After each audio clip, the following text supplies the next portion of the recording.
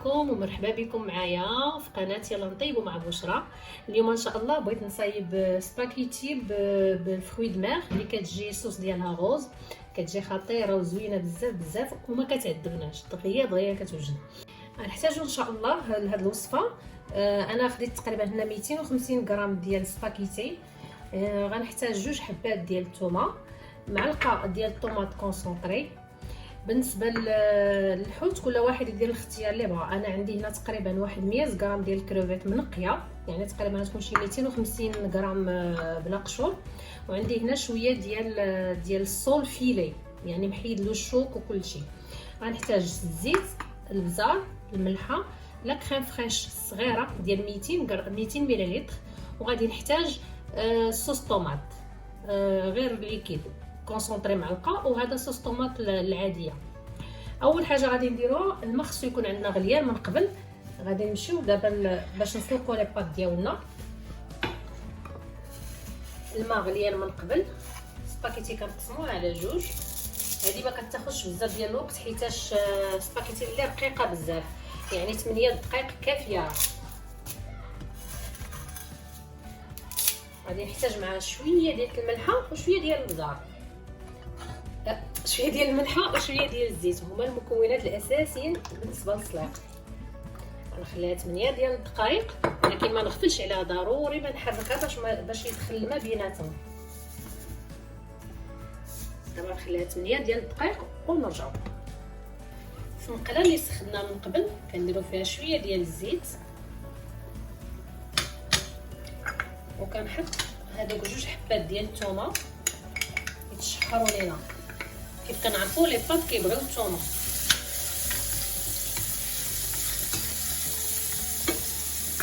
ولكن ما نغفلوش على لي بات ديالنا، مره نحركوها باش ما يتعجنش وما يبقاوش ملصقين.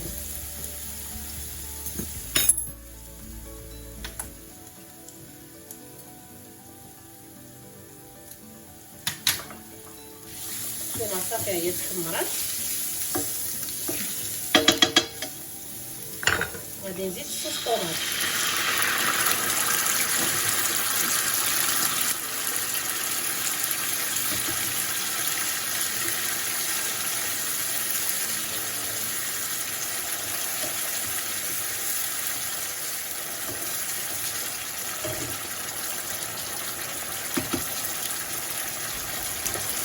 هاد الصوص طوماط كنزيدو عليها واحد شويه ديال الماء باش تخف.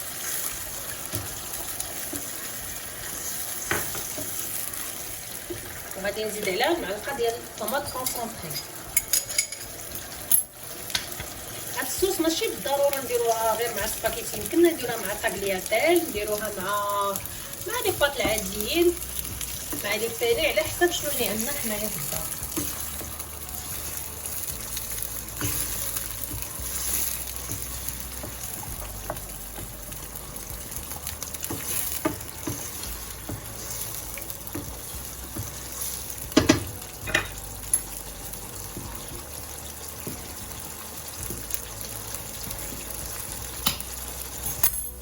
من بعد غادي نزيد شويه ديال الملحه، وما نكثروش حيتاش لي بات اصلا سلقناهم بالملحه. ونزيدو شويه ديال البزار. صافي هاد 2 مكونات اللي كيكونوا في هاد الصوص.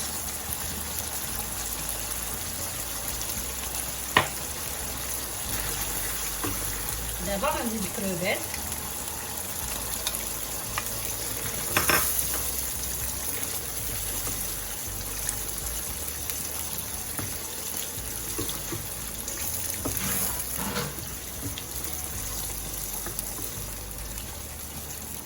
ونزيد عليه الصول فيلي. هادشي كله راه ما كيحتاجش بزاف ديال الوقت باش كيطيب. عندنا 5 دقائق راه لاصوص ديالنا وجدات، باش نديرو فوق منها لا كريم فريش. يعني العشاء دغيا كيوجد. عندنا تقريبا 10 دقائق العشاء كيكون موجود. كنبقاوهم بالتدقيق 5 دقائق ونرجعوا ليهم. من بعد ما داز 5 ديال الدقائق نشوف ها هو راه تقريبا طاب. دابا غنزيد عليهم ديك لا كريم فريش باش تولي عندنا لاصوص الغوز وتجينا بنينه.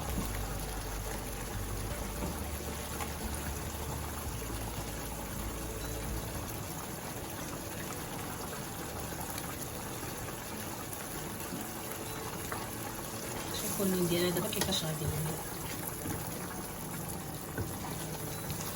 ما نحركوش بزاف الحوت باش ما يتفتتش لينا.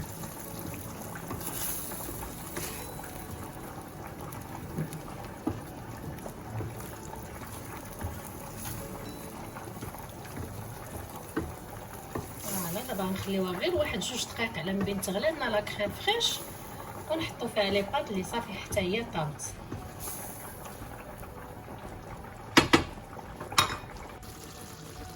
لاصوص ديالنا ها هي وجدات دابا، ولي فيلي كيف قلت لكم كيبقاو هكا صحاح، كنحاولوا اننا ما نفرتوهمش. دابا غندير عليها لي باط غير صفيتها ورميتها نيشان فوق لاصوص. علاش؟ من الاحسن ما ديروش لها الزبده، حيتاش ديجا هنا راه كاين لا كريم فريش. لا كريم فريش اصلا راه ميدمه، ما غاديش تبقى معجنه. حتى كان شي حاجه معجنه ما غاديش تبقى.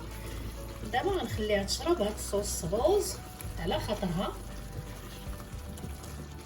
حتى تبدا تعقد، وعاد نقدمها.